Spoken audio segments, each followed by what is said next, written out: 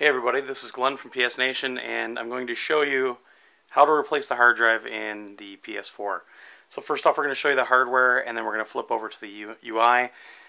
Just to let everybody know, this has not been booted up, so we're going to do this fresh, like if you just got it out of the box. And it's very simple. So we're going to put a 1 terabyte drive in. So first off, the plastic piece here is, the hard drive is underneath.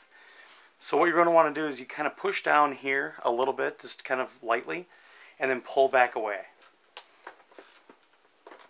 And of course, now that I'm trying it, there we go. So that pulls away. And then, there we go.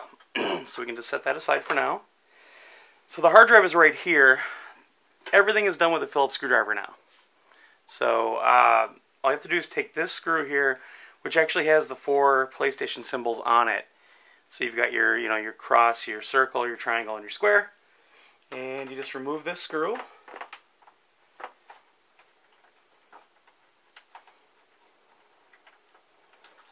Okay. Oops. And set that aside. And the tray just pulls straight out toward the front of the PlayStation. So there's your tray. There's 4 screws holding the drive in. So you just want to take those out. And as you'll notice, these aren't made out of wax like they were for the PS3. They're pretty resilient. Again, just Phillips. I mean, use a smaller Phillips head, obviously, but it's not bad at all. So now the screws are out. You just pull it right out of the tray, out of the back. And this is a 9.5 millimeter height drive. That's what comes with it. It's a 500 gig drive. For today, we're going to use a 1 terabyte drive, and it's actually a 12.5 millimeter height. So as you can see, there's a little bit of a difference. Oops. So we're going to take this drive, just slide it in here. Now 12.5 millimeters is the biggest you can put in for height, and it's pretty snug, but it does fit in there. So now I'm just going to put the screws back in, line everything up. And you want to do it tight, but not too tight. Don't wrench down on it once. Just press firmly down on the screwdriver. So now all 4 are in.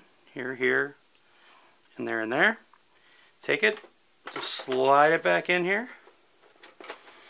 And like I said, the 12.5 millimeter drive is snug, but it does work. And you'll know it works because it's in now. And if the screw doesn't line up with this hole, that means it's not fitting, but it is. So just put the screw back in to secure the tray.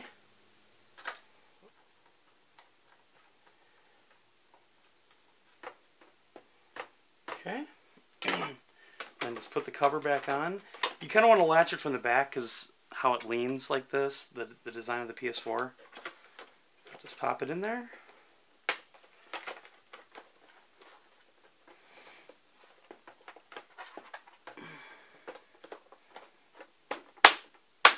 And there we go. When you hear it snap, it's ready.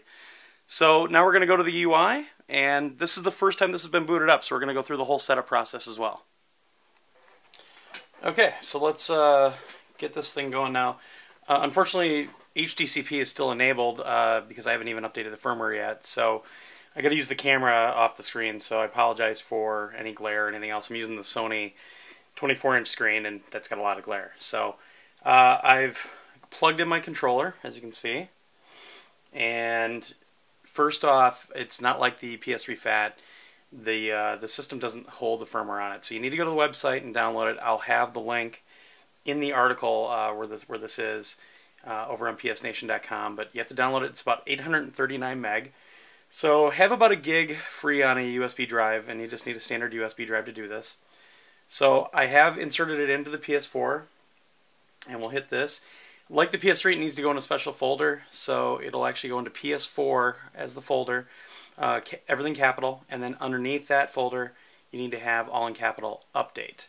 And you put the file in there. All the details will be in the article as well. So, but this is what you'll see when you first boot it up. I hit OK, so it should be reading the, oh, can you see the glare of the controller on there? Ooh.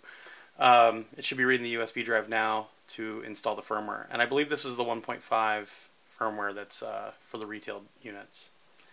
Okay, so it's going to initialize the drive because this drive hasn't been set up for a PlayStation yet. So we'll say yes. and this should actually go pretty fast if it's anything like doing this on the PS3.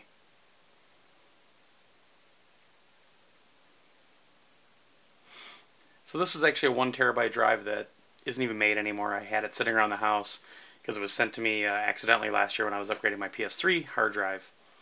But it's going to work just the same. The nice thing about doing this when you first get the PS4 is you don't have to re-download anything. My account hasn't even been set up on this yet, so it's going to go pretty nice and smooth. It's just you have to do some prep work if you want to do this.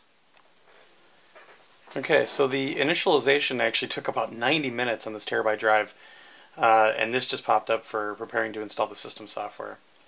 So we'll see how long this takes, but I don't think it'll probably take more than a few minutes, at least I would assume. So let's see how it goes. Okay, so the system software installed. It was pretty quick actually. Now it's just doing the installation within the OS here. Had a small problem though. The hard drive that I threw in there actually is a bad drive. I was having a lot of problems with it. It was taking really slow. So I took it out and I have a little USB cradle that I can use to connect it up to a PC or a Mac.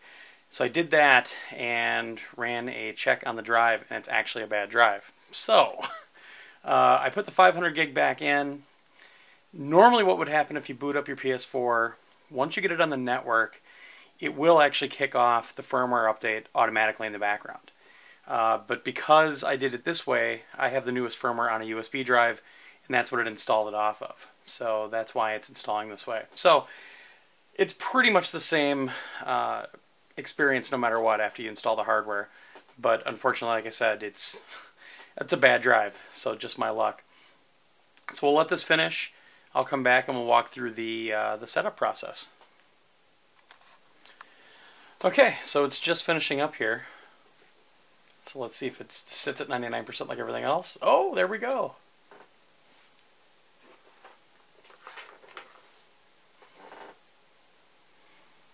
I believe it's rebooting. There it goes. So the light strip on the top of the PS4 will actually turn blue initially. If you have it in standby mode, I believe it's yellow or like an orangish yellow. When it's fully booted up, it'll actually be like this really soft white color, and it'll it's not as bad as like the Wii light or anything else, but it's a pretty cool effect.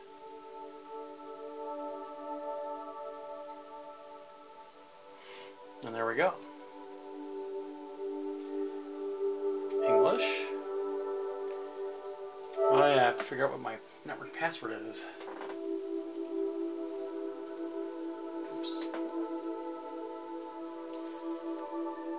Okay, so I have the camera connected. Sorry about the hair. So it's going to check that, but you can actually use the camera for facial recognition and it'll log you in automatically, so we'll go over that in a little bit. So we'll say where I'm at. And that's actually correct. And you have the terms of service, you can read it all if you want. And here we go.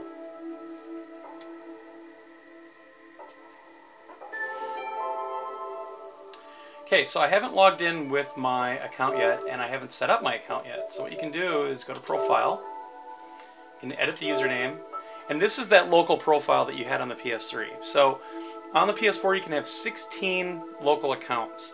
That includes sub-accounts, so either main accounts or sub-accounts, that's what you can have. It also has a guest feature, which is pretty cool, which we might go over later, but you can actually, like if you go to your buddy's house, you can actually choose to log in as a guest, log in with your PSN account, and what happens is when you're done with your session, it'll delete all your settings. So your account doesn't stay resident on that machine anymore. You just log in to play some games for the day. So it's a pretty neat feature. So obviously I'll call it this. And then I want to sign into PSN. So obviously I won't show you my credentials, so we'll skip that part of the video. And okay, so just logged in with my PSN account, and there it is. There's Welcome Torgo. So hold everything down. Can actually change my avatar right from here. I don't even know what all I have anymore. Looks like all the standard ones. don't see any of the premium ones I ever bought, but yeah, I'll just stick with the baseball for now.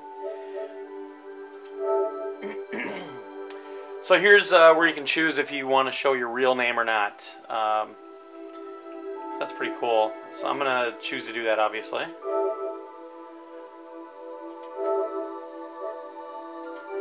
We'll say that. Kind of like a Facebook thing where who can see your friends, you know, that sort of thing. So we'll say that.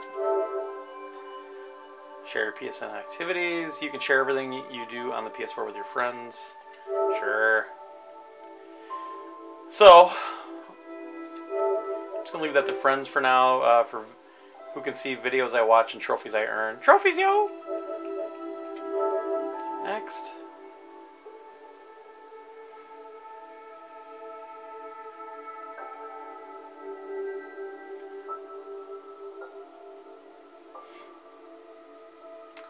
And you can log in with Facebook, so I'll do that now, and obviously I'm not going to show you guys what that login is either, so I'll be right back.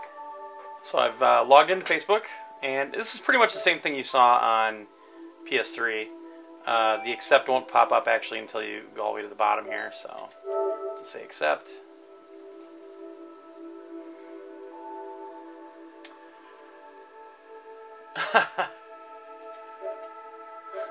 What the heck, I'll take my new cool profile picture from our Extra Life party.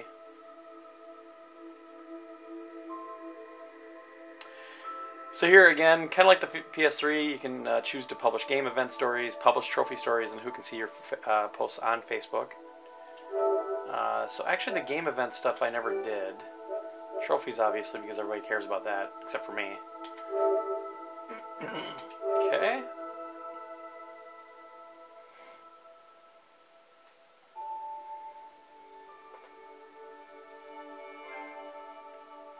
That was my phone, not a trophy.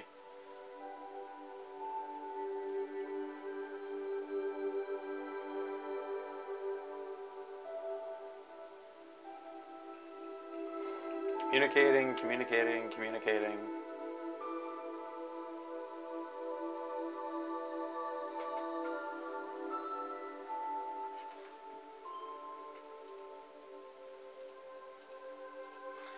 And there we go. Do I want to activate? This is my primary PS4, obviously. Activate.